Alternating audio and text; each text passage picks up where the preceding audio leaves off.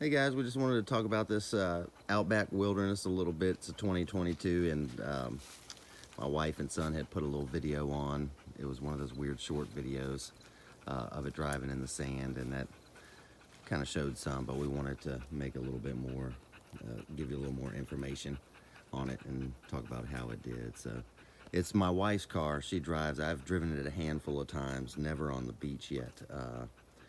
But she's probably driven it a dozen or so times, and here you are. So you've gotten comfortable with it on the beach, right? Yeah, beach driving is definitely something that you have to get used to. It's a lot like driving in the snow without the slipping. Um, but we basically just air our tires down to 15 and take the traction control off, go into the settings, and I think it's labeled vehicle dynamic control. It's not called traction control. But anyway, you turn that off and then go for it. Try to avoid hitting your brake.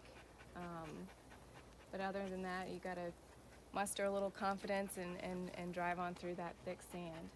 Yeah, that's one reason we got it, was because we just got a little place last year down in the Outer Banks in North Carolina where you have to drive on the beach for some 20 to 40 minutes depending on the conditions. And it's intimidating for sure.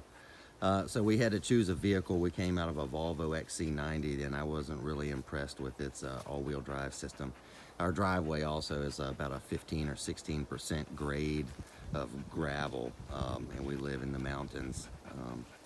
So no matter which way we're going, it's some awkward conditions, so we both needed some capable vehicles. So, and really the only thing that we've noticed, I felt it just a couple of times, but she's felt it more. Trying to explain, it's like a traction control engagement when you kind of are going on a dip, right? Like if you're going down, you hit the bottom of like a dip, and Yeah, you come up, it like kind of tugs the wheel a little bit.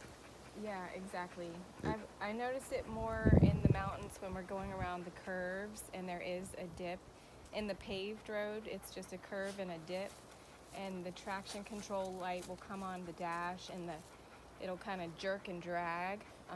It's a really awkward feeling, and so I wanted to contact the manufacturer about it because it it, it does bother me when I'm driving and I hit that or I jar that traction control. it is strange. I noticed it too. But you did do a little Google and said that there's ways of like curing that or something, right? Or Yeah, eliminating it a little bit somehow.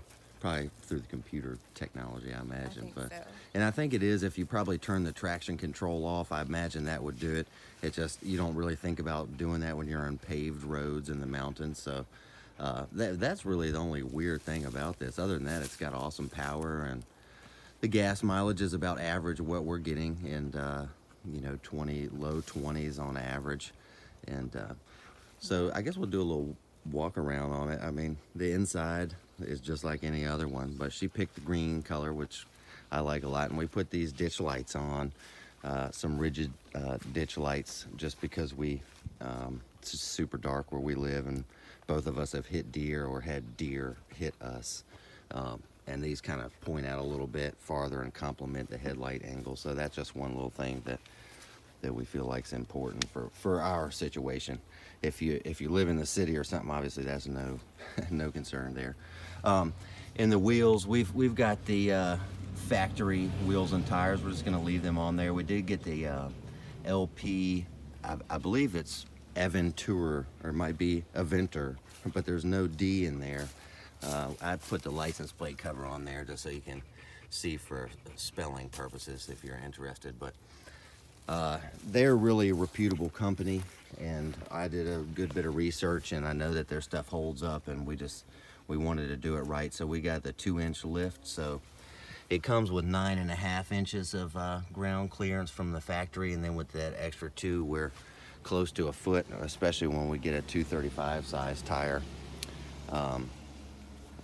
But yeah, see, all the roads around here are just sandy and sometimes washboardy, sometimes coming over the dunes. It's 10-inch ruts, and it does get hairy for sure.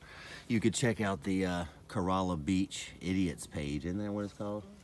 on Facebook, and it shows you a bunch of vehicles of all sorts getting stuck. So we tried to pick a vehicle that was capable of that. That's why we got a little extra height here.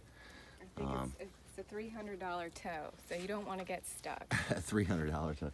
Yeah. So and it was nerve-wracking at first, but then once you get like she said, once you get comfortable with it, and this car's done real well. I think that's really all we're gonna do to it, and we're gonna ride the tires till they wear out, and then get the 235. So we'll gain an extra ½ inch of clearance there and teeny bit of width, but and we did get the Thule bar there. But anyway, we just wanted to share a little bit with the vehicle and why we got it. And you know, it's a family vehicle that's capable of doing moderate, you know, off-roading type of things, but we needed that in our daily lives, so we chose this, and so far so good, right? Yeah, thumbs up. Awesome. Well, thanks for watching. And 2022 Outback Wilderness with the LP lift, doing great in the sand and on steep grades. Thanks for watching.